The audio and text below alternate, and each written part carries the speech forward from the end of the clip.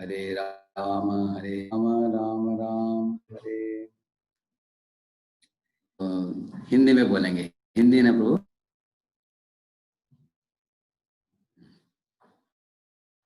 हरे सर्वप्रथम हम सब कांग्रेगेशन के को स्वागत करते हैं इस संडे फेस्ट कार्यक्रम में।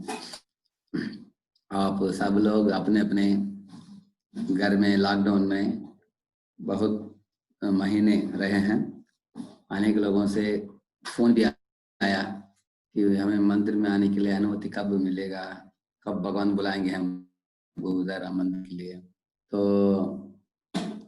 हमें बार बार लॉकडाउन को एक्सटेंड करते पड़ा, लेकिन मेरे मन में एक बार उठा, उसके सामने में मिलना चाहता हूँ। देवकी और वसुदेव वो भी लॉकडाउन में, लेकिन उनके यहाँ कृष्ण जन्म हुआ, उनके जेल के अंदर कारागार में। इससे एक बात पता चलता है कि जो डिवोटीज अपने अपने घर में जो लॉकडाउन में हैं, उनके ही हृदय में जो खड़े हैं भगवान कृष्ण, उनको जगाना, उनको कृष्ण को प्राप्त करना लॉकडाउन के अंदर भी पॉसिबल है, ये शक्य है, हो सकता है। ऐसे देवकी वसुदेव के यहाँ अवतरित होकर भगवान कृष्ण ने इस बात की निरूपण किया। तो आप लोग, मैंने सुना कि पिछले बार श्वेत प्रभु हमारे मीटिंग में बहुत अच्छे तरीके से बताया उन्होंने क्या क्या उन्होंने किया है, बहुत इस लॉकडाउन में इस काम के लिए यशस्वी काम किया है। इस तरह अनेक काउंसलर लोगों ने बोला कि उनका मीटिंग भी चल रहा है, काउंसलिंग मीटिंग, बहुत अच्छी बात है। तो ये लॉकडाउन का पीरियड जो है, अनेक लोग उसको अभिशाप मानते हैं, क्योंकि वो बोलते हैं कि घर के अंदर झगड़ा होता है, एक दूसरे को हम निकट देखते हैं, से समस्या बढ़ता है।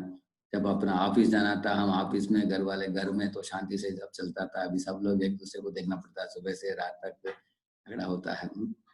इसलिए तो मैंने अभी अमरेंद्र प्रभु के साथ कल हम फोन में बात कर रहे थे, तो टाइम टाइम हम बात करते हैं, तो उन्होंने एक सुंदर श्लोक बोला, इतना मीनिंगफुल श्लोक है वो बोला कि एक कवि ने हलाहल जो है, हलाहल उसको संबोधित करते हुए बोलता है, ये हलाहल, तुम दुग्ध सागर जो है, उस दुग्ध सागर के हृदय में तुम उदय हुए पहले, और उधर उदय होकर तुम्हारा प्रमोशन मिला। कैसे?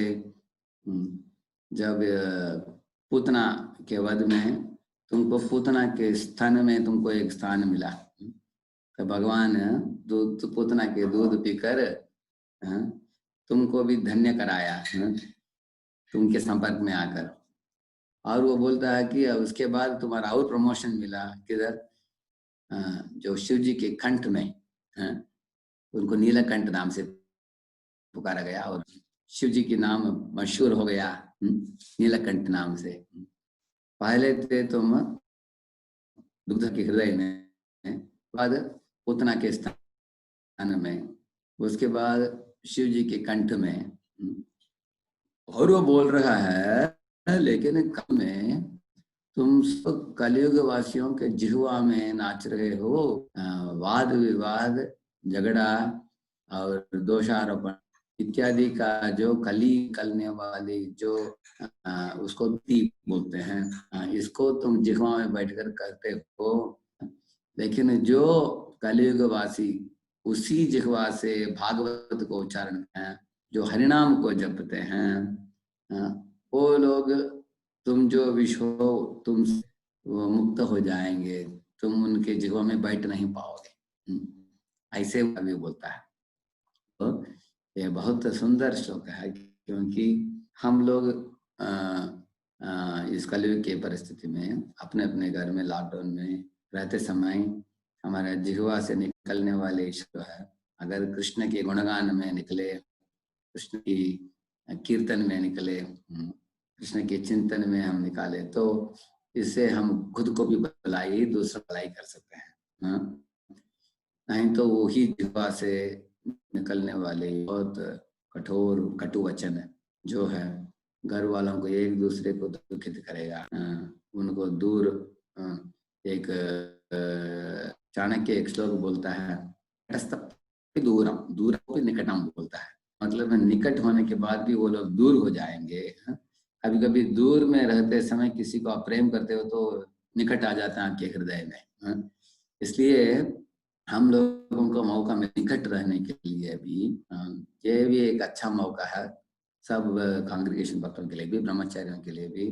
साथ में आओ, गाओ, नाचो, भगवान के दर्शन करो और नाम जपो, गीता भागवत पढ़ो अच्छी तरह से। अब समय की सदुपयोग करो मनुष्य जीवन में, इसके लिए एक मौका मिला है हम सबको। ये बहुत बड़ा लाभ है हमारे लिए। तो इसलिए मैंने आपको बताया कि देवकी वसुदेवी लॉकडाउन में थे। वो ऐसे 15 दिन नहीं, 1 महीना नहीं, वो सालों साल है। क्योंकि आप जानते हैं उनके लिए कितने पुत्र हुए, पहला, दूसरा, तीसरा, चौथा, और पुत्र होने के बाद भी वो सब पुत्रों को मारे गए सब पुत्र। और उसके बाद 8वां पुत्र कृष्ण हुए, तो उसी कारागार में ही कृष्ण अवतरित हुए। तो जिस तरह से कृष्ण उस अंधेरे कारागार में अवतरित होकर सारे कारागार को उज्जवल बना दिया, तेजोमय बना दिया उन्होंने। इस तरह हम प्रार्थना करते हैं कि लॉकडाउन के पीरियड में सब भक्तों के घर में भगवान अवतरित हो और भगवान सबके घर में आभा प्रकाश फैलाए, दिव्य ज्ञान की, कृष्ण प्रेम की, और सब भक्तों को इस पीरियड में अच्छा प्रगति होने के लिए भगवान प्रेरणा दे। इस तरह हम प्रार्थना करते हैं। और उसके बाद जब देवकी वसुदेव ने कृष्ण को विनती किया कि आप इधर रहोगे तो कंस आ जाएगा, बड़ा समस्या हो जाएगा, इसलिए अच्छा है कि आप इधर छोड़कर कहीं और चले जाना चाहिए, हम आपको छुपाना चाहते हैं कहीं तो। तब कृष्ण की प्रेरणा से वो नंद गोकुलम गए। नंदा गोकुलम में जाने के बाद वो तो समय की परिस्थिति को देखकर उन्होंने उनको नंदा गोकुलम में भेज दिया। तो उधर यशोदा नंद के घर में भगवान जब पहुंच गए, उसके बाद वसुदेव देवकी की योजना था कि जब कंस यह हो जाएगा, खत्म हो जाएगा, नहीं तो कंस की शासन नहीं रहेगा, तब कृष्ण को हम वापस लौटा लाएंगे, ये उनकी इच्छा थी। तो इसलिए वो लोग राह देख रहे थे कब वो समय आएगा ऐसे। तो भगवान कृष्ण जब वृंदावन में गए, उधर जाकर लॉकडाउन हो गए, दूसरा लॉकडाउन हुआ उनका। क्या हुआ, उसको संस्कृत में बोलते हैं वृत्यवश्यता। वृत्यवश्य का मतलब है अपने ही भक्तों के वश में भगवान बंधे गए। नायम सुखापो भगवान देहिनाम गोपिका सुतः ज्ञानिनाम चात्मभूतानाम यथा भक्तिमतामिह। इस श्लोक में बताया गया कि नायम सुख आपो भगवान, भगवान कृष्ण को जो सुख दिया यशोदा ने, इस तरह का सुख उन्होंने किसी और से नहीं पाया, ऐसे बताया गया है। नेमं विरिंचो नभवो न श्रीरप्यंग संश्रयाः प्रसादम देवी रे गोपी तत्त प्राप मुक्तिदात। उसे बताया गया कि ब्रह्मा को भी उस कृपा नहीं मिला, शिव जी को भी उतना कृपा नहीं मिला। जो ब्रह्मा भगवान के दास हैं, शिव जी भगवान के मित्र हैं, प्रिय से सख्य हो, ऐसे बताया गया भागवत में, प्रिय से सख्य क्षण संगम है। तो और अर्धांगिनी लक्ष्मी जी, भगवान के आधा शरीर उनका है, उनको भी इतना गर्व मिला जो यशोदा को मिला, ऐसा बताया गया है। क्योंकि यशोदा अपने प्रेमा भक्ति से भगवान को एक रस्सी लेकर दामोदर के रूप में बांधे। तब भगवान पहले तो देवकी वसुदेव लॉकडाउन में थे, भगवान अवतरित हुए, वृंदावन जाकर भगवान खुद ही लॉकडाउन में हो गए, उनको ही बांध दिया। तो हमने सुना कि सुबह से शाम तक यशोदा मैया यत्न करती रही, कैसे कृष्ण को बांध नहीं पाई दिन भर। तो अनेक रस्सियों को जोड़कर, रंग बिरंगे रस्सियों को जोड़कर सब उनके सखियां आकर दिया। सखिया ने बोला कि लगता है कि तुम्हारे बेटे के तकदीर में नहीं है कि बंदे जाना आज। यशोदा समय की बर्बादी मत करो, निकल जाओ रसोई में, बहुत काम पड़ा है तुम्हारा, तो इसको छोड़ दो, आज खेलने के लिए छोड़ दो। यशोदा ने बोला नहीं, मैं छोड़ूंगी नहीं, इसको बांध कर ही इधर से निकलूंगी। तो भगवान ने देखा उनकी दृढ़ता, देखा उनका प्रेम, देखी उनकी तीव्रता, इसलिए भगवान ने सोच लिया कि अभी मैं बंदे जाऊं। तो स्ववशेन कृष्णेनापि से ईश्वरम वशे, ऐसा बताया गया कि भगवान तो किसी के वश में नहीं है, अपने ही वश में है, फिर भी यशोदा के वश में आने के लिए तैयार हो गए भगवान उनके प्रेम देखकर। इसका मतलब है आगे दुनिया की परिस्थितियां हमें लॉकडाउन में डालता है, जैसे देवकी वसुदेव लॉकडाउन में चले गए, तो उस परिस्थिति में हम कृष्ण भावना को जगा सकते हैं। और अगर हमने कृष्ण भावना को जगा दिया तो हम कृष्ण को भी लॉकडाउन में डाल सकते हैं। यशोदा ने किया ऐसे, यशोदा ने ऐसे बांध दिया कृष्ण को। परम पूज्य राधा गोविंद महाराज बता रहे थे कि यशोदा ने एक ही दिन बांधा कान्हा को, लेकिन हमारे इस्कॉन वाले लोग पूरे महीने को बांध कर रखते हैं। नवंबर कार्तिक महीने में रोज बंधे रहते हैं महाराज ये भगवान दामोदर, पूरे महीने के लिए नमामीश्वरम सच्चिदानंद रूपम गाते हैं ना हम लोग। तो इस तरह भगवान प्रेम से बंधे जाते हैं, यशोदा के प्रेम से। तो अगर हम बंधन में हैं, लॉकडाउन में है, कुछ नहीं। एक बार ऑस्ट्रेलिया में एक मंदिर में पुलिस लोग आकर भक्त लोगों को पकड़ कर लेके गए, जेल में डाल दिया 7-8 भक्तों को। तो तुरंत भक्तों ने प्रभुपाद जी को लिखा कि प्रभुपाद हमको बाहर निकलना है, कुछ उपाय कीजिए। तो प्रेसिडेंट जो था उसको भी डाल दिया सबके साथ अंदर। तो उन्होंने कांग्रेस भक्तों को बुलाया, हम लोगों को बाहर निकालो। तो बेल में बाहर आने के लिए हर एक को बहुत पैसा भरना पड़ा। तो तब वो लोगों ने सोच रहा था, तो प्रभुपाद जी को जब फोन आया था कि बहुत पैसा मांग रहे हैं पुलिस लोग निकालने के लिए बेल में, तो बाबू ने बोले बाहर आने क्या जरूरत है, तो जेल में रहो, सुबह सुबह का कार्यक्रम को नाम जपो। गलत क्या किया तुम लोगों ने, सिर्फ किताब वितरण किया, हरिनाम संकीर्तन किया, वो लोगों ने पकड़ कर डाला अंदर, नो प्रॉब्लम, अंदर भी माला जपो, सुबह का कार्यक्रम अटेंड करो। तो भक्तों ने वही किया, बहुत अच्छे तरीके से उन्होंने भजन किया, सुबह का मंगला की। इसको देखकर पुलिस लोग ताली बजाने लगे, वो भी आकर नाचने लगे। देखा वो सुपरिटेंडेंट जो था, पुलिस सबके लीडर जो था, वो देखा कि अरे धीरे धीरे हमारे पुलिस लोग बदल रहे हैं, अब पुलिस लोग तिलक पहन रहे हैं, ये लोग इनको भी पूरा हरे कृष्ण बना देंगे, ये खतरनाक लोग हैं। इस तरह बोलकर उनको तुरंत सबको खोल कर छोड़ दिया, सब निकल जाओ अपने मंदिर में चले जाओ। ये छोड़ दिया है। इसलिए प्रभुपाद जी के उपदेशानुसार उन लोगों को पुलिस स्टेशन में लॉकडाउन में कुछ समस्या नहीं हुआ, भक्तों को कुछ ये नहीं पड़ता, फर्क नहीं पड़ता। वैसे तो शिव जी ने बोला नारायण परा सर्वे न कुतश्चन बिभ्यति स्वर्गापवर्ग नरकेष्वपि तुल्यात्तदर्शिनः। बोलते हैं कि ये पार्वती देखो भक्तों का स्थिति देखो, उनको नरक में भी रखो, स्वर्ग में रखो, भगवत धाम में भेजो, कहीं भी भेजोगे, भक्त लोगों को कुछ चिंता नहीं, वो तो ना भगवान के स्मरण में ही डूबे रहते हैं, इसलिए उनको हमेशा आनंद ही आनंद है, सुखी रहते हैं भक्त लोग, ऐसे बोले शिव जी। तो इस तरह से ऑस्ट्रेलिया के जेल के बारे में बोला मैंने, तो लॉकडाउन का कुछ फर्क नहीं पड़ा। देखिए इससे भी और कठिन परिस्थिति आपको बताता हूँ।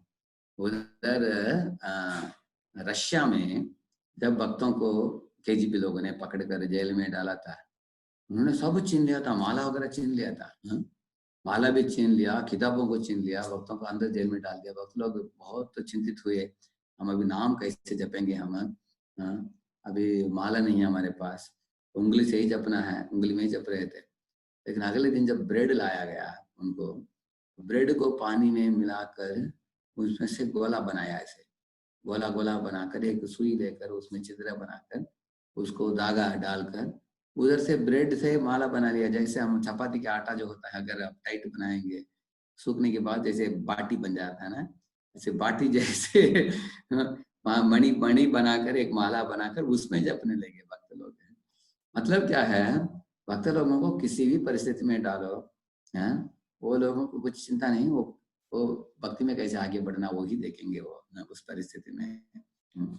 जैसे प्रहलाद को भी विविध तरह की यातनाएं दिए गए, लेकिन भक्ति में डूबे रहे वो। तो हम लोग भी अपने अपने घर में 4 दीवार के अंदर भी रहे, भक्तों के लिए कुछ चिंता नहीं है। बाकी बाकी लोग सोचते हैं कि अरे अभी बाहर घूमने के लिए अनुमति नहीं, कंपनी जाने के लिए अनुमति नहीं, सोशलाइज करने के लिए हमारे पास मौका नहीं, अभी घूमने। तो वो लोगों को बहुत लगता है कि हाथ पैर बांध दिया है सरकार ने, ऐसा उनको लग रहा है।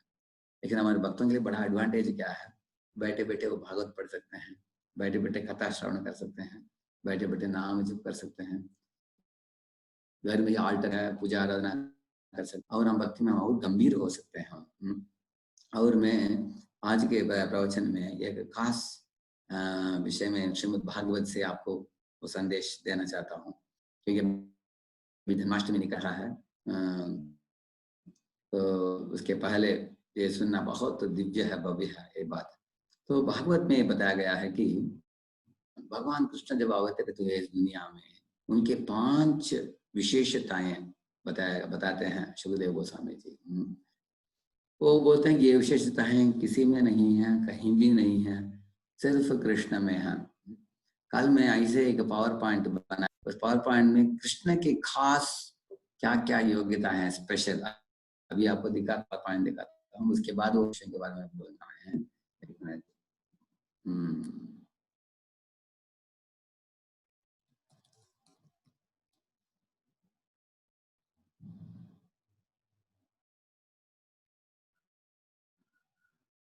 तो मैं विचार करता हूँ, volume is low from the beginning, volume बहुत कम है बोलते हैं। अभी कैसा है वॉल्यूम, कैसा वॉल्यूम कम है क्या? मुझे volume is low they are saying, इधर पूरा फुल वॉल्यूम है मेरा, सुनाई दे रहा है क्या सबको? नो प्रभु जी? अच्छा क्लियर, इट्स गुड, ओके, ठीक है बोल रहे हैं अभी, volume is good, okay thank you.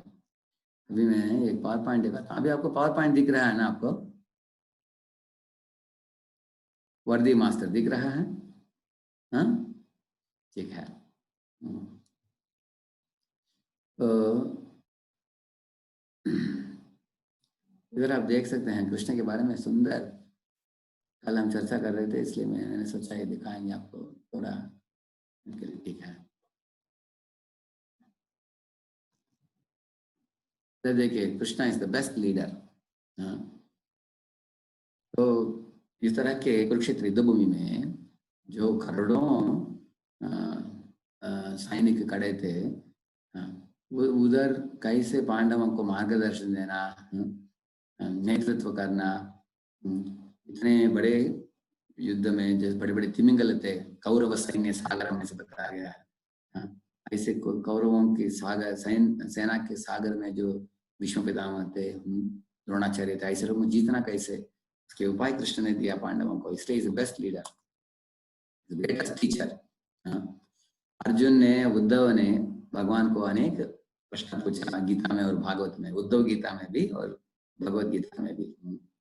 भगवान बहुत धैर्य के साथ सब प्रश्नों का जवाब दिया। तो 18 अध्याय में तो इस तरह भगवान ऐसे एक शिक्षक हैं, सब सिखाने के बाद भी भगवान ने उनको बोला कि यथेच्छ तथा करो, अर्जुन में जो सुनाना है सुना दिया तुमको, अभी तुम्हारे ऊपर है निर्णय जो लेना है तुम लोग ऐसे। तो भगवान ऐसे बड़े शिक्षक हैं कि 1 घंटे में 700 श्लोक बोल दिया, तो 5,000 साल के बाद भी वो मशहूर है भगवत गीता, भगवान की वाणी। तो उसके लिए 800 से भी ज्यादा कमेंट्रीज है। Best disciple and servant of गुरु। तो उनके गुरुजी ने उनको जंगल में भेजा था, कृष्ण सुदामा दोनों को भेजा था उन्होंने, ये कास्ट काट कर लेके आने के लिए, और दोनों रात को वापस लौट नहीं आ पाए। इतना बड़ा बारिश था, नदी भरा था। तो गुरु जी ने देखा सुबह नहीं आए बच्चे, तो जंगल में खुद ही गए उनको ढूंढते हुए। तो उधर आकर जंगल में देखा कि उन्होंने बोला, अरे बच्चे रात भर आप जंगल में रह गए, बारिश इतना जोरदार बारिश था, आप आ नहीं पाए। अहो हे पुत्र कायूयम अस्मदर्थे अति दुखिताः नाना वै प्राणिनां प्रेष्टस्तमनादृत्य मत्पराः। गुरु जी बोलते हैं कि इस दुनिया में देखा गया है कि हमेशा विंडो ओपन, इस दुनिया में देखा गया है कि जो जीव रहता है इस दुनिया में अपने बारे में ज्यादा सोचता है, मुझे मेरे लिए अच्छा नींद चाहिए, मेरे लिए अच्छा खान पान चाहिए ऐसे। लेकिन आप लोग अपने सुख सुविधा को भूल कर गुरु की सेवा के लिए अपने तन मन धन देकर जंगल में अपने प्राण को भी खतरे में डालकर आप लोग रात भर हरे जंगल में जिधर बड़े प्राणियां रहते हैं, खतरनाक प्राणियां रहते हैं, तो उन्होंने गुणगान की अपने शिष्यों के ऐसे, इसलिए भगवान सबसे अच्छे डिसेबल, बेस्ट डिसेबल। दूसरा कारण है बेस्ट डिसेबल क्यों, दक्षिणा उन्होंने गुरु को क्या दिया, गुरु ने बोला कि अरे दक्षिणा आपसे कैसे मांग सकता हूँ, आप तो परम सत्य है, परम भगवान है। तो उन्होंने अपनी पत्नी को पूछा क्या मांगना है इन बच्चों से, कृष्ण बलराम से। तो उनकी वाइफ ने बोला कि ये तो भगवान है, इसलिए छोटा मोटा चीज नहीं मांगना चाहिए आपको, आप मांगिए हमारे मृत पुत्र जो है उसको मांगिए। मृत पुत्र को मांगा उन्होंने।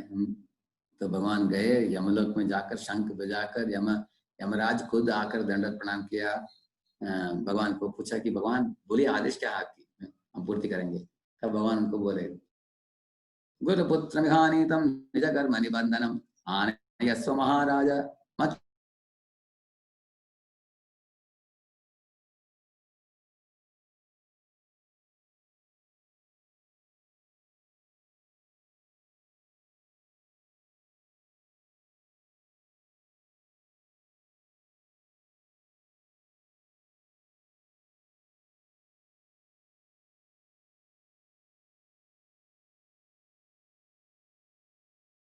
पुत्र को लाया। विष्णु महाविष्णु लोक में जाकर ब्राह्मण के 4 पुत्रों को लेके आया। वर्ण लोक में जाकर पिताजी नंद बाबा को लेके आया उन्होंने ऐसे। इस तरह भगवान के लिए कुछ शर्त नहीं है, कुछ विधि नहीं है, कहीं भी जाकर किसी भी देवता से वो कुछ भी ला सकते हैं। अपने अर्जुन को भगवान ने पाशुपतास्त्र दिलवाया शिव जी के द्वारा। तो इस तरह आप देख सकते हैं कि बेस्ट डिसेबल है, गुरु के सेवक है, बेस्ट जॉय गिविंग सन।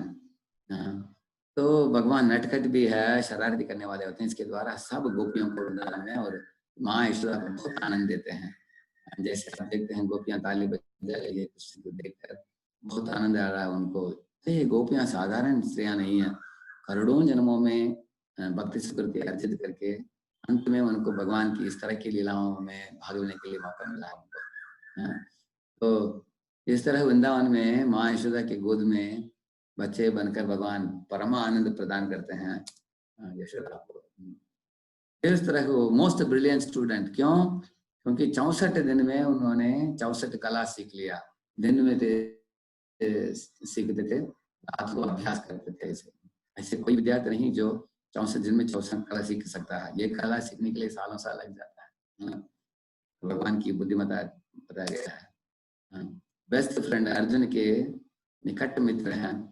अर्जुन के साथ कांडप्रस्थ में गोल गोल घूमकर कांडप्रस्थ को जलाकर उसी स्थान में एक बहुत बड़ा सुंदर माया सभा बनाकर पांडवों के लिए एक इंद्रप्रस्थ नाम के महल बनाकर पांडवों को दिया भगवान ने। इस तरह इंद्रप्रस्थ में पांडव लोग जब रहने लगे, सबके सब हस्तिनापुर के लोग छोड़कर उधर आना चाहते थे। धृतराष्ट्र ने टोल नाका में बंद डाल दिया, बोला कि कोई नहीं निकलेगा अभी, हस्तिन जो भी गए ठीक है, लेकिन अभी हम छोड़ने वाले नहीं है। अगर सब लोग उधर चले जाएंगे तो पांडव लोग शासन करेंगे, हम काली पड़ जाएंगे। ऐसे बोले धृतराष्ट्र। इस तरह कृष्ण पांडवों के निकट मित्र हैं, पांडवों के स्वामी हैं। पांडव युधिष्ठिर महाराज और बाकी पांडव भगवान के पूर्ण रूप से शरणागत भक्त थे। तो कुछ भी नहीं करते थे भगवान की इच्छा के विरुद्ध। जंगल में रहना तो जंगल में रहना, दुनिया को शासन करना तो शासन करना। भगवान कृष्ण उनके रक्षक ही नहीं थे, लेकिन उनके बहुत प्रिय बंधु बांधव थे। ये ऐसे पांडवों के माँ के भाई के बेटे थे, इसलिए उनका ममेरा भाई है ऐसे। इस तरह भगवान कृष्ण के बारे में बताया गया है कि इज द बेस्ट रेसिप्रोकेटर, मतलब है जो आदान प्रदान करने में बहुत बड़े निपुण है कृष्ण। इधर देख रहे हैं जब हस्तिनापुर छोड़कर जा रहे हैं भगवान, देखिए एक बूढ़ी माता आ रही है पीछे से हार पहनाने के लिए। भगवान भूलते नहीं ऐसे लोगों को भी, ऐसे रुक गए हार स्वीकारने के लिए। इस तरह कोई इधर सब लोग बैंड बजा रहे हैं हाथ जोड़कर अंजलि मुद्रा में नमस्कार कर रहे हैं, सबको रिकॉग्नाइज करते हैं, भगवान देखते हैं। तो इस तरह छोटे हो बड़े हो, धनी हो गरीब हो, किसी का भी किसी भी स्थिति क्यों ना हो समाज में, सबके साथ आदान प्रदान करते हैं भगवान। उधर भी आप देखेंगे, उधर द्वारका जाने के बाद इधर स्त्रियां फूल डालकर नाच रही है, गाना गा रही है, स्वागत कर रही है, और बाकी सब द्वारकावासी भगवान के निकट आकर विविध तरह के भेंट प्रदान कर रहे हैं। वो लोग बोल रहे हैं कि हम जो दे रहे हैं आपको भेंट, ये तो ये छोटे दिया जैसे है रवि सूरज के सामने, फिर भी हमारे पास जो भी यथाशक्ति हम दे पा रहे हैं आपको दे रहे हैं। भगवान प्रेम से स्वीकार रहे हैं, सबके साथ सबके आदान प्रदान कर रहे हैं ऐसे। और अपने भक्तों को पूजा करने में भगवान जैसे कोई नहीं, क्योंकि ये सुदामा की भी पूजा कर रहे हैं भगवान, पूजा आराधना। इसी तरह उन्होंने नारद मुनि का भी किया है, नारद मुनि, क्योंकि नमो नमो ब्रह्मण्य देवाय गो ब्राह्मण हिताय से बोलते हैं ना, इस तरह। और हाँ, भगवान देखिए बहुत बड़े रक्षक भी हैं, सामाजिक सुधार लाने में बड़े निपुण हैं। ऐसे इधर भौमासुर को वध करके 16,000 राजकुमारियों को मुक्त किया उन्होंने। लेकिन राजकुमारी ने बोला कि हम लोगों को ये भौमासुर ने अपने 10 पुत्रों के द्वारा बंदी बनाकर कारागार में रखा था। इतने सालों से हम लोग इधर ही रहे और हम लोग बाहर नहीं जा पाए, क्योंकि मुरा नाम का एक बहुत बड़ा असुर था, और भी 5 बड़े बड़े असुर थे, और उसके दीवार जो थे उधर बिजली था, कोई उसको पार करके नहीं जा सकता था उधर से।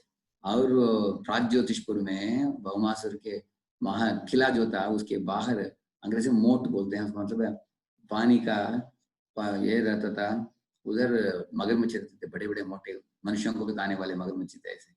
तो ये स्त्रियां कैसे अपने आप पार करके चल जा सकती थी, नहीं जा पाए, लेकिन भगवान कृष्ण उधर आकर सबको उद्धार किया। अभी आप लोग जा सकती हो, अपने अपने घर चले जाओ बोला।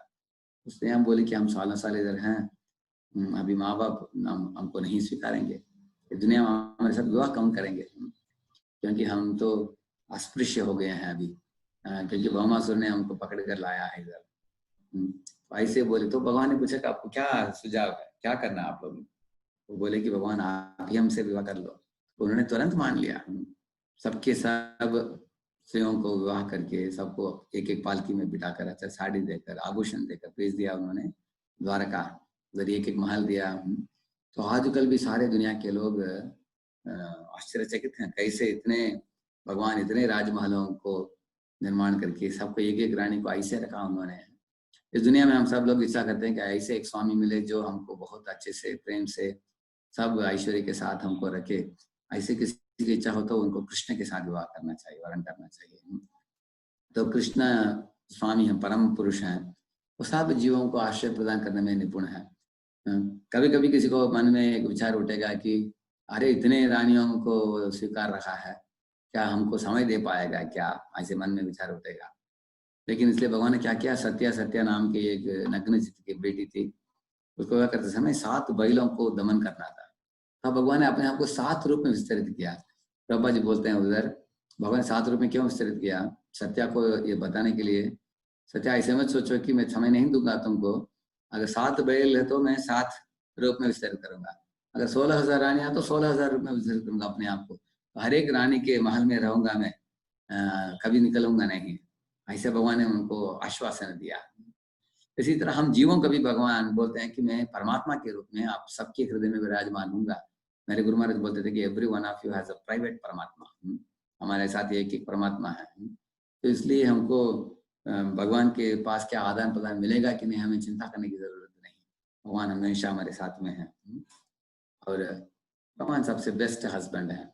एक दिन नारद मुनि आकर भगवान को एक पारिजात फूल दिया, तो भगवान ने बोला नारद पहले में दोनों और रुक्मिणी और सत्यभामा हैं, 2 रानियां हैं, तुम एक फूल दे रहे हो, 2 देना चाहिए।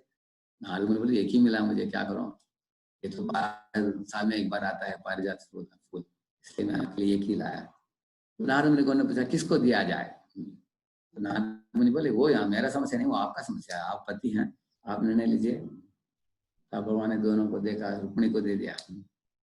तो सत्यभामा ने पूछा, क्या है, आप रुक्मिणी को ज्यादा पसंद करते हैं? अगर मुझे नहीं, अगर आप मुझे पसंद करते तो मुझे दे देते। भगवान ने बोला, सत्यभामा तुमको मैं फूल नहीं दिया, क्यों मालूम है? तुमको पूरा पारिजात का पेड़ देने वाला, ताकि तुमको सैकड़ों ऐसे फूल मिलेगा, ठीक है ना? ऐसे बोला, बहुत खुश हो गए वो। बाद में भौमासुर को मारने के बाद गरुड़ में सवार होकर भगवान गए उधर स्वर्ग, अपने अदिति के कुंडल और वरुण के झंडा, वरुण के छतरी को देने के लिए। उस समय सत्यभामा को साथ में लेके जाकर स्वर्गलोक से एक पारिजात के पेड़ को उखाड़ कर उनको दे दिया। बोला, अपने महल में तुम इस पारिजात को पानी सिंचन करो, बड़ा करो, और तुमको सैकड़ों फूल मिलेगा ऐसे। तो उधर स्वर्गलोक के ब्रह्मर भी साथ में आ गए उसके साथ। तो बताया गया, बोलने मतलब क्या है, कोई भी स्त्री इच्छा करेगी कि पति जो होता है वो सिर्फ उसके पास धन दौलत हो, ठीक है, धन दौलत है, सुख सुविधा है, लेकिन वो सही ढंग से व्यवहार भी करना चाहिए। तो भगवान ऐसे व्यवहार में बड़े निपुण है, सबको खुश करने में भगवान बहुत बड़े निपुण है। बेस्ट स्कूलमेंट है सुदामा ब्राह्मण की। सुदामा ब्राह्मण गरीब से गरीब था, भगवान अमीर से अमीर थे, लक्ष्मी के पति हैं, भगवान लक्ष्मीपति हैं, फिर भी उनके प्रेम अपने भक्त के लिए कितना है सब लोग जानते हैं। भगवान हमेशा प्रसन्न चित्त वाले हैं और हमेशा अपने भक्तों को भी प्रसन्नता प्रदान करते हैं। जैसे इधर हम देख रहे हैं यमुना तीरावनाचारी, तो यमुना के तीर उसके किनारे में अपने गोप सखाओं के साथ जंगल जा रहे हैं, सुंदर दृश्य है। पंछियां भी भगवान को देखकर प्रेरित हैं, मोर प्रेरित है, गाय बछड़े प्रेरित हैं, यमुना भी। तो इस तरह भगवान हर दिन अपने मित्रों के साथ विविध तरह के खेल कूद में आनंद देते हैं अपने भक्तों को, खुद भी आनंद देते हैं, सबको आनंद प्रदान करते हैं। ये भगवान का गुण है। और सौशील्यता भगवान जैसे किसी में नहीं है। हालांकि भगवान परम सत्य है, फिर भी अपने भक्तों के साथ कैसे व्यवहार करते हैं। आप देख सकते हैं गाय बच्चों को कितना प्रेम करते हैं, गाय बच्चे सब उनके पाँव में आश्रय लेना चाहती है। अब ऐसे तो रामचंद्र जी के पास भी सौशील्यता थी, क्योंकि वो विभीषण और वानर सुग्रीवा और निषाद गुहा इन लोगों के साथ मैत्री जोड़ा था उन्होंने, भगवान ने। लेकिन कृष्ण तो उनसे भी ज्यादा गाय बछड़ों से, बंदरों से, पंछियों से, मोरों से, हिरणों से मैत्री जोड़ा कृष्ण ने। कितना सरल है भगवान है, मास्टर ऑफ कम्युनिकेशन बोला गया है। क्यों? क्योंकि कुरुक्षेत्र के रणभूमि में सब योद्धा तैयार हो गया, हाथ में धनुष बाण लेकर शंख भी बजा दिया, अभी चालू होने ही वाला है युद्ध। तब अर्जुन ने अपने धनुष को नीचे डाल दिया और रोने लगा, ना योच्येति गोविंदम त्वा तुष्णीं बभूवः। ऐसे बोला गया, नहीं लड़ूंगा कृष्ण, मैं अभी निर्णय ले लिया कि मुझे लड़ना नहीं है। तो अश्रुपूर्ण आकुलेक्षणम, आंखों से अश्रु बहने लगी। तो देखिए, अगर कंपनी के मालिक ही अगर डाउन हो गया ऐसे, तो उनके अंडर में जो भी लोग हैं कैसे काम कर सकते हैं वो। लेकिन भगवान कृष्ण ये क्षण के लिए भी हिचकिचाए नहीं, तुरंत गीतोपदेश दिया उनको 700 श्लोकों में, ऐसे कम्युनिकेट कर दिया। सुनने के बाद अर्जुन ने उठा लिया धनुष बाण हाथ में, जोरदार युद्ध करके युद्ध में जीत लिया। देखिए, ऐसे क्राइसिस मैनेजमेंट बोलते हैं इसको। क्या कोई कर सकते हैं क्या? इतना बड़ा क्राइसिस दुनिया ने किसी का सामना कभी किया ही नहीं है। और भगवान की ज्ञान समुद्र के बराबर है। वाह वधु का मतलब है जिनकी ज्ञान समुद्र के बराबर अगाध बोध है। वाह वधु का ये भी मतलब है कि बहुत कुछ विषय को संक्षिप्त रूप में बोलने वाले, उनका भी वाह वधु को बोलते हैं। और वाह वधु का ये भी मतलब है कि जिनका बात बहुत गहरा होता है। जैसे समुद्र में आप गहराई में जाएंगे तो आपको नवरत्न मिलेंगे, आपको ऊपर ही ऊपर देखेंगे तो आपको मछली मिलेगा बस। तो भगवान गहरे बात बोलते हैं, इतना गहरा है कि 5000 साल के बाद भी इनका गीता इतना मशहूर है, जगत प्रसिद्ध है। 800 से ज्यादा इसके लिए टीकाएं हैं, अलग अलग टीकाकार ने किया है, ऐसे उनका ज्ञान है। तो भगवान को फुल्ली ब्लॉसम्ड पूर्ण पुरुषोत्तम भगवान कृष्ण है। इस प्रकार की 16 कला संपूर्ण ऐसे बताया गया, 16 कला संपूर्ण पूर्ण पुरुषोत्तम बोला गया है। रामचंद्र जी को मर्यादा पुरुषोत्तम बोलते हैं हम लोग, क्योंकि वो मनुष्यों को एक आदर्श उदाहरण प्रस्तुत करने के लिए आए हो। लेकिन कृष्ण पूर्ण पुरुषोत्तम है। क्यों?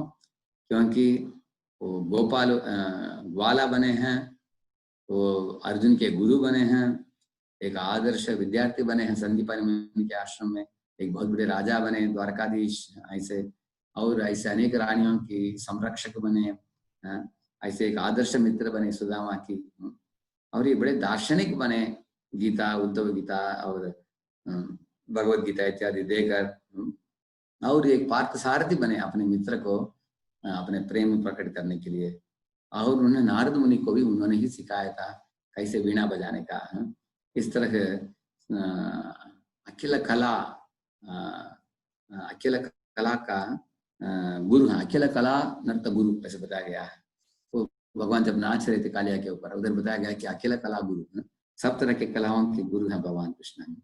तो इस तरह के भगवान कृष्ण के संबंध में एक इस तरह की कला जो इस तरह के भगवान के बारे में 5 विषय बताया गया है, विशेषताएं। मैं आपको बता दूंगा 5 क्या क्या विषय है। पहला विषय है कि कृष्ण के अवतरण के पहले गंगा बहुत मशहूर थी इस दुनिया में। आप लोग जानते ही हो कि गंगा भगवान के श्री चरण से बहती है और सब लोगों के पाप को मिटाने के लिए सक्षम है गंगा। इसमें गंगा में लोग डुबकी लगाते हैं ना ऐसे। लेकिन जब भगवान का अवतरण हुआ यदुकुल में, जयति जयति देवो देवकी नंदनोसो, जयति जयति कृष्ण कृष्ण वंश प्रदीपः, जयति जयति मेघ श्यामल कोमलांगो, जयति जयति पृथ्वी भारनाशौ मुकुंद। ऐसे एक श्लोक है। तो बताया गया है कि यदुकुल में, यादव कुल में जब भगवान की अवतरण हुई, उस अवतरण के कारण ये भूमि इतना धन्य बन गया। तो गंगा से लोगों के पाप मिटता था, लेकिन कृष्ण की लीला देखकर लोगों के अंदर पाप मिटना तो छोटी छोटी बात है, लेकिन कृष्ण के प्रेम जग गया सब लोगों में उनकी लीलाओं को देखकर। इसलिए कृष्ण के अति पावन लीलाएं जो हैं उनको भगवान ने इस दुनिया में सबके आंखों के समक्ष प्रकट किया उनके अवतरण के बाद। ये उनकी पहली विशेषता है। जयति तेदिकं जन्मना व्रजा श्रयत इंदिरा शाश्वत ही। देखिए इस श्लोक में क्या बताया गया है, वो भी हम बोल रहे हैं कि ये वृंदावन की महिमा आपके श्री चरणों की दूरी पड़ने के बाद बहुत बढ़ गया है। कृष्ण इतना बढ़ गया कि लक्ष्मी भी इंदिरा इधर आकर हमेशा वसन करना चाहती है इस वृंदावन में आपके उपस्थिति के कारण, ऐसे बोल रही है। ये पहला विशेष है, कृष्ण की अवतरण से गंगा से भी ज्यादा पावन करने वाली शक्ति उनकी लीलाओं में है। ये पहला है। और दूसरा है वो सुखदेव गोस्वामी बताते हैं कि इस दुनिया में देखा गया है कि असुर लोगों को दंड दिया जाता है और भगवान के भक्तों को सुरक्षा प्रदान किया जाता है। लेकिन भगवान कृष्ण जब आए, ये असुरों को और भक्तों को दोनों को एक समान लाभ हुआ। जैसे अघासुर है और पूतना है, उनको स्वरूप सिद्धि दे दिया भगवान ने अपने धाम में, अपने स्वरूप का सिद्धि दे।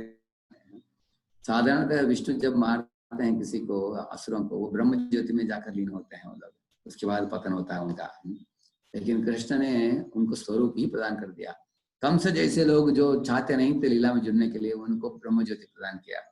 और गोपियों जैसे, ब्रजवासियों जैसे लोगों को अपने धाम प्रदान किया भगवान ने। ऐसे इस तरह अपने अपने इच्छा के अनुसार, जीवों की इच्छा के अनुसार भगवान उनको भेंट दिया, उनकी सानिध्यता का और उनके लीलाओं को देखने के लिए मौका दिया। ये दूसरा विशेषता है।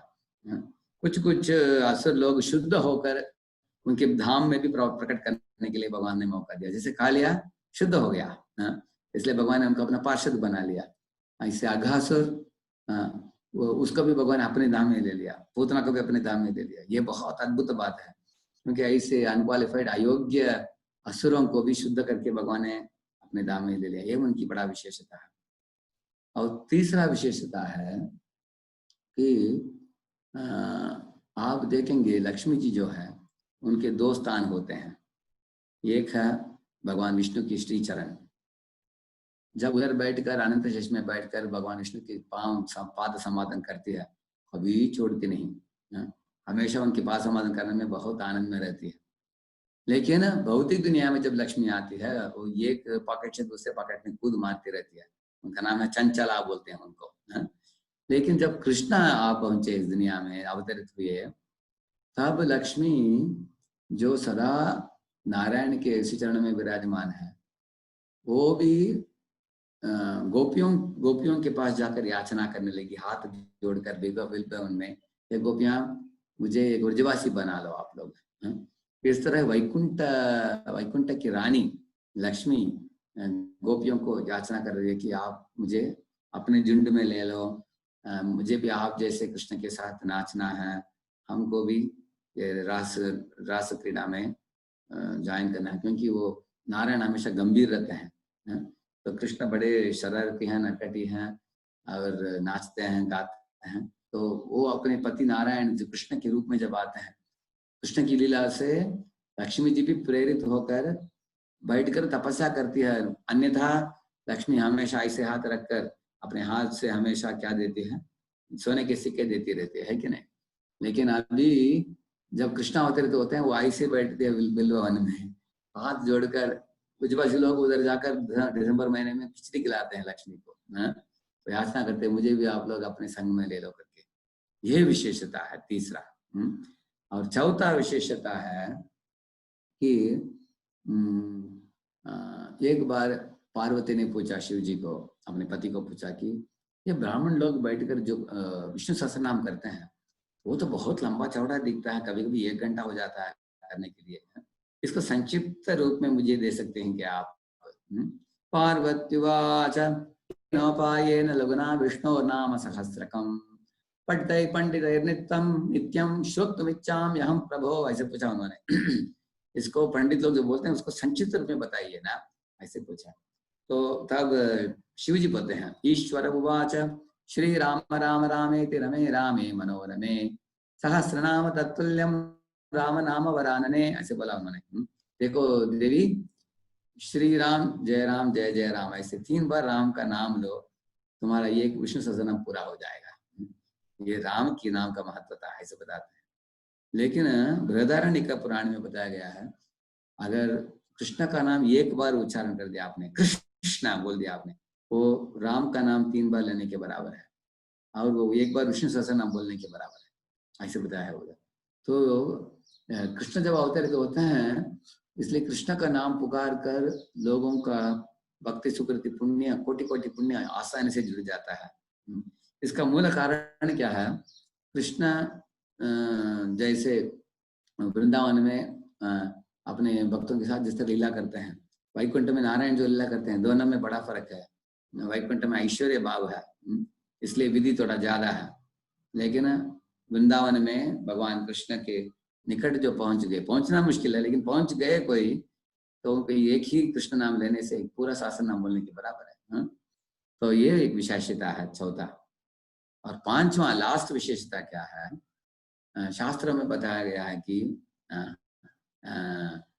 20 धर्म के अलग अलग अंग दिए गए हैं, जैसे यज्ञ, दान, तप, ऐसे 20 अंग दिए गए हैं धर्म के, जो इन सब, जैसे उपवास हम लोग करते हैं, इस तरह वो सब धर्म को जो अपनाएगा वो ही ब्राह्मण बन सकता है, वो ही योग्य बन सकता है, इत्यादि शास्त्र बताते हैं।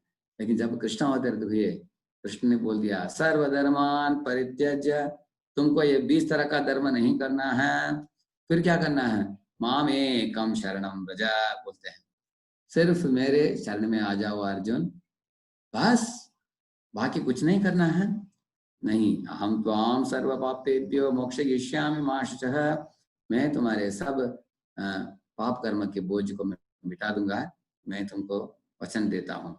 और तुम शरण लेने के लिए डरना नहीं, बस तुमको 20 धर्म तुम कर नहीं पाओगे। कलयुग में लोग सही ढंग से सब धर्म को पालन नहीं कर पाते हैं, सिर्फ मेरे शरण में जो आ जाते हैं, मेरे नाम लेते हैं, मेरे श्री विग्रह की पूजा आराधना करते हैं, मेरे भक्ति में जुड़ते हैं प्रेम से, ऐसे भक्त लोगों को मैं मेरे धाम में लेके जाऊंगा।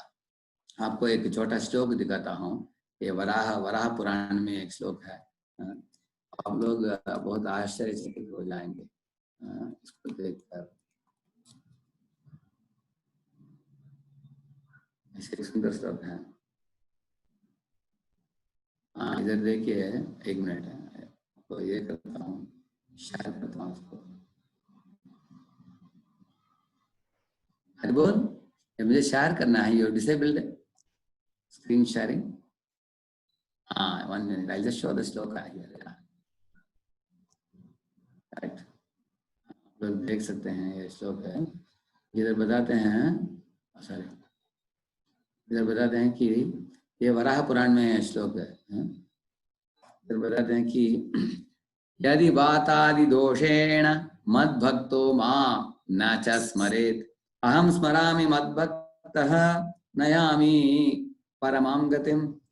ये भगवान बोलते हैं, वराह देव भूमि देवी को बोलते हैं, यदि वात आदि दोषेण, अगर मृत्यु के समय किसी को वात, कफ, पित्त इत्यादि के कारण, दोष के कारण, मद्भक्तो माम न च स्मरेत्, मेरा कोई भक्त मेरा स्मरण नहीं कर पा रहा है, लेकिन जीवन भर उन्होंने मेरा माला लिया है, 16 माला लिया है, 4 नियम पालन किया है, भक्ति में सेवा में जुड़ा है, लेकिन स्मरण नहीं कर पा रहा है। मृत्यु के समय उसको कोमा हो गया, वो उसका गुरा गुरा गुरा आवाज कर रहा है, उसका नहीं कर पा रहा कुछ।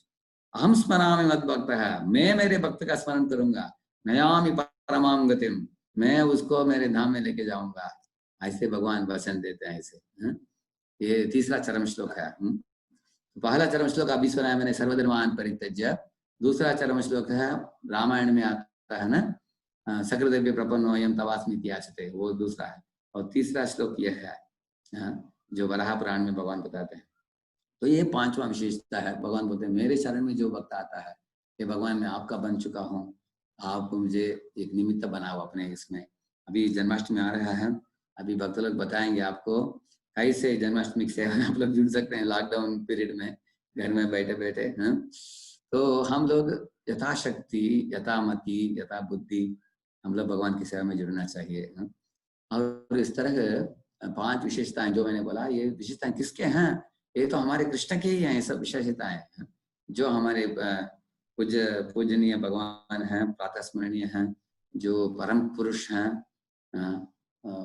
आदि पुरुष हैं, सब देव देवताओं के स्तोत्र हैं, गुणातीत हैं, सर्व कारण कारण हैं, वो कृष्ण अवतरित होकर इन 5 विशेषताओं को प्रदान करते हैं। तो मैंने सोचा कि 14 का मतलब आज 12 है ना, कल छोड़कर परसों शाम को मैं एक नया कार्यक्रम चालू कर रहा हूँ, डीमंस इन वृंदावन लीला, हिंदी भाषा में। तो एग्जैक्टली मैंने गिना 21 डीमंस हैं, 21 असुर हैं। तो 21 दिन में मैं पूरा कर दूंगा। हफ्ते में 5 दिन करूंगा कार्यक्रम, मंडे, ट्यूसडे और वेडनेसडे दूसरा कार्यक्रम है, इंग्लिश में है, उसको छोड़कर थर्सडे, फ्राइडे, सैटरडे, तो और संडे भी दूसरा कार्यक्रम है। तो वेडनेसडे, संडे छोड़कर बाकी दिन हिंदी में डीमंस इन वृंदावन लीला में चालू कर रहा हूँ। 14 तारीख से आप लोगों को स्वागत है। और वो टाइमिंग होगा 6:45 कीर्तन चालू होगा, और कीर्तन के बाद 7 से 8:30 में 1.5 घंटा एक डीमन पूरा कर दूंगा एक दिन। और एग्जैक्टली वो कब पूरा होता है मालूम है आपको? 12 अगस्त को पूरा हो जाएगा, वो 11 अगस्त पूरा हो जाएगा। और आई थिंक जन्माष्टमी 12 और 13 प्रभु, द डे बिफोर जन्माष्टमी ये पूरा हो जाएगा। हाँ, ये डीमंस इन वृंदावन लीला, आप लोगों को स्वागत है। Will it be available on YouTube? हाँ, it will be available on YouTube। मेरे live.radheshyamdas.com उसमें डाल देंगे, राधेश्यामदास डिवोशनल वीडियोस, उसमें आप देख सकते हैं। तो मैं अभी तैयार कर रहा हूँ पावर पॉइंट, उसके लिए आपको प्रस्तुत करूंगा। बहुत धन्यवाद। हरे कृष्णा। श्रील प्रभुपाद की और भक्त वृंद की। Thank you very much. Thank you, Prabhu. Thank you. Thank you. Actually, Prabhu, all the devotees are in Zoom only. Okay. How many are Revati Prabhu?